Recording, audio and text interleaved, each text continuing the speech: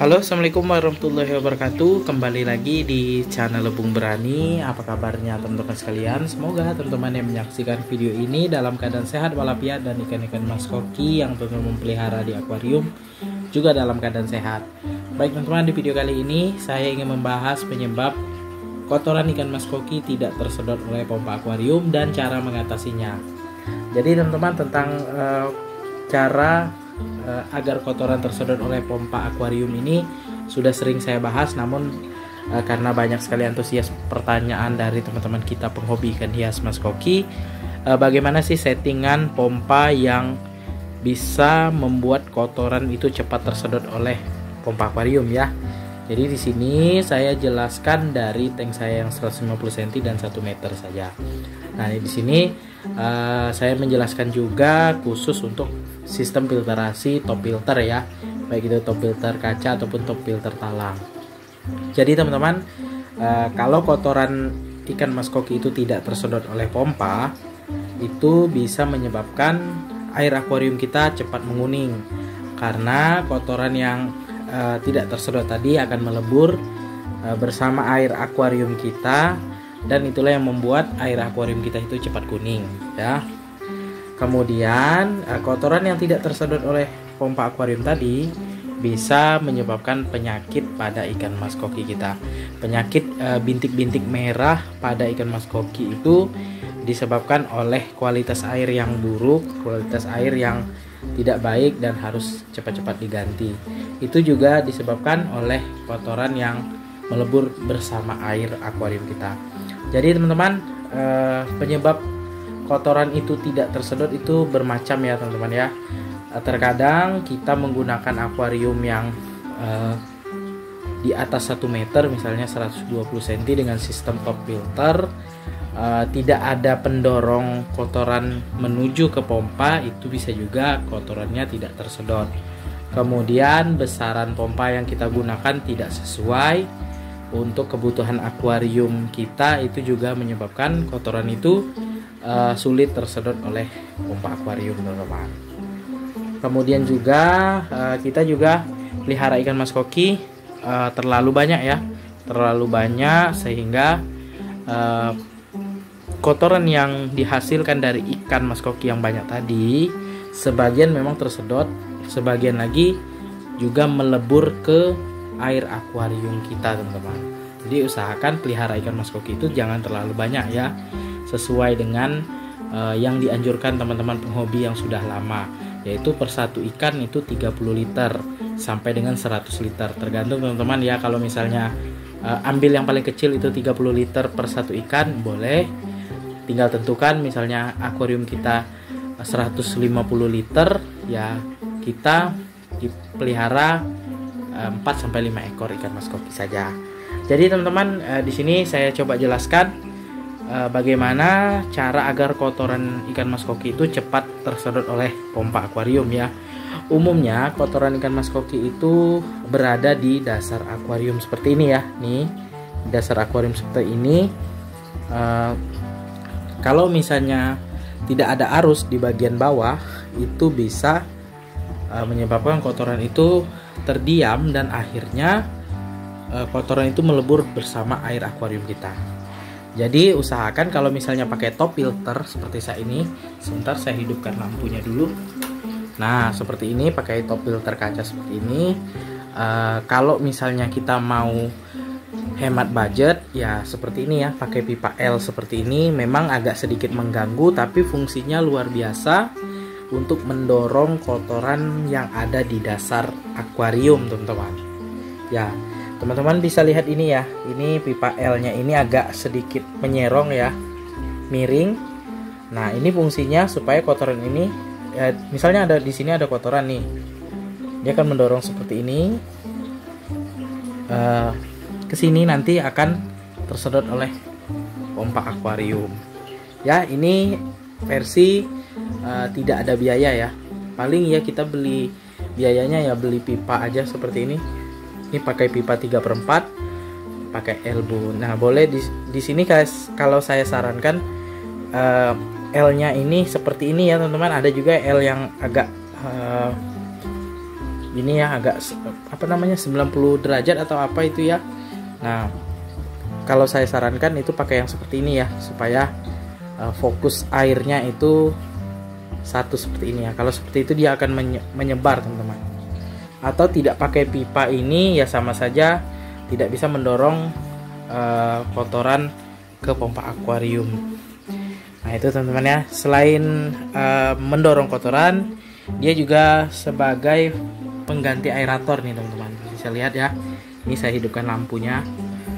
Nah itu keluar gelembung ya dari lubang outputnya ya. Itu ya, keluar gelembung itu mengganti aerator kalau misalnya aeratornya dimatikan.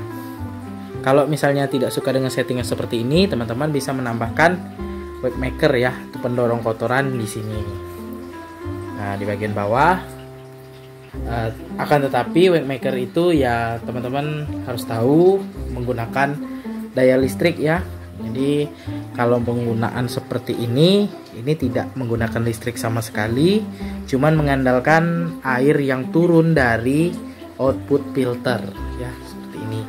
Nah ini salah satu cara agar kotoran cepat tersedot oleh pompa akuarium ya, didorong oleh air atau arus yang keluar dari output filter. Kemudian teman-teman peletakan pompa yang harus di tengah ya. Nah seperti ini teman-teman bisa lihat ya, saya ambil gambar dari sini. Nah teman-teman bisa lihat itu pompa saya terletak di tengah akuarium ya, di bagian tengah samping kiri saya ya, tangan kiri saya.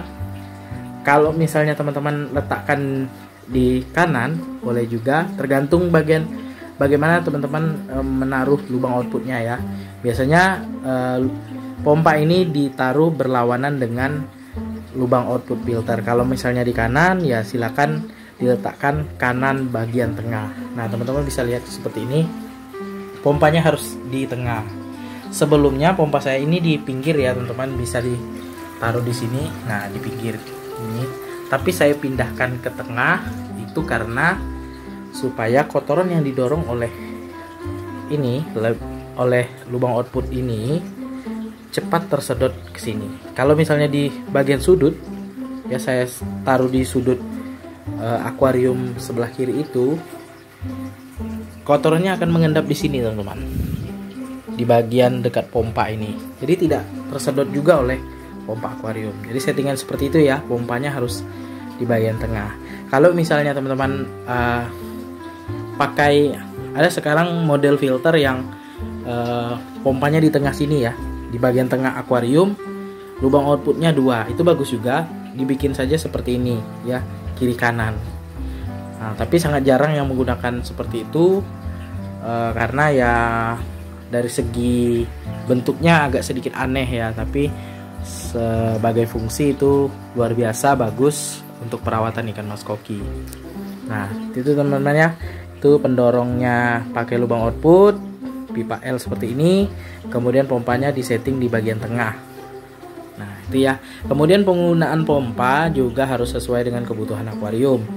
Misalnya akuarium kita itu butuh pompa 2000 liter per jam, kita pakai 2000 liter per jam. Nah ini contoh kasus ya, di akuarium saya ini sebenarnya untuk menentukan besaran pompa yang kita gunakan untuk setiap akuarium itu rumusnya panjang akuarium kali lebar akuarium kali tinggi akuarium dibagi 1000 dapat hasilnya dikali 8. Nah dapatlah hasilnya ini 4600 liter per jam. Seharusnya menggunakan 5000 liter per jam, tapi saya di sini menggunakan 4000 liter per jam.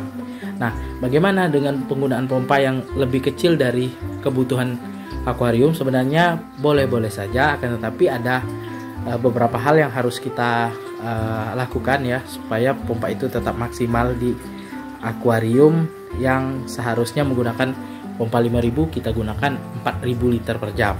Nah, caranya ikan yang kita pelihara itu kita kurangi ya teman-teman ya. Kita pelihara cuma ini saya cuma 6 ekor saja teman-teman, 6 ekor ikan mas koki kecil-kecil ya, karena di sini belum ada waktu untuk beli ikan lagi, dan saya coba pelihara ikan ini dari kecil ya. Nah Itu teman-teman ya, kurangi saja jumlah ikan yang kita pelihara. Kemudian perawatannya, ganti airnya rutin ya teman-teman, sama seperti pada umumnya rutin kita 1 minggu sekali. Kemudian media filter mekanisnya harus dibersihkan juga. Jadi seperti itu teman-teman. Kapasitas pompa lebih kecil dari kebutuhan akuarium itu sah-sah saja, akan tetapi cara agar kotoran itu tidak banyak di akuarium ya kita kurangi jumlah ikan yang dipelihara saja.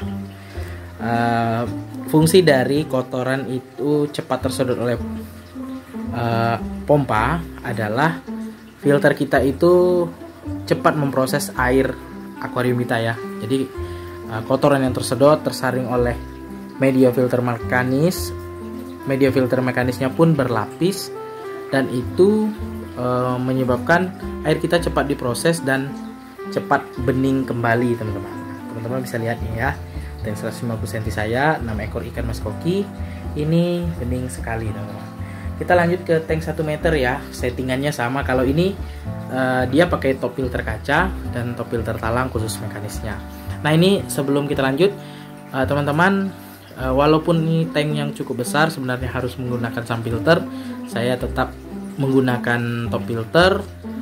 Saya maksimalkan saja seperti ini ya, maksimalkan filter mekanisnya harus berlapis dan harus satu tempat seperti ini ya, supaya kotoran itu benar-benar tersaring. Dari filter yang paling jarang, jaring nelayan 2 lapis, kemudian busa biofoam 1 lapis 5 cm, kemudian busa grand wallnya saya gunakan 2, baru kapas putih. Nah itu maksimal sekali menyaring kotoran. Untuk biologisnya bebas ya, kalau mau pakai yang premium silahkan pakai yang premium, kalau mau pakai yang biasa-biasa saja seperti saya ini batu apung dan bioring itu bisa juga.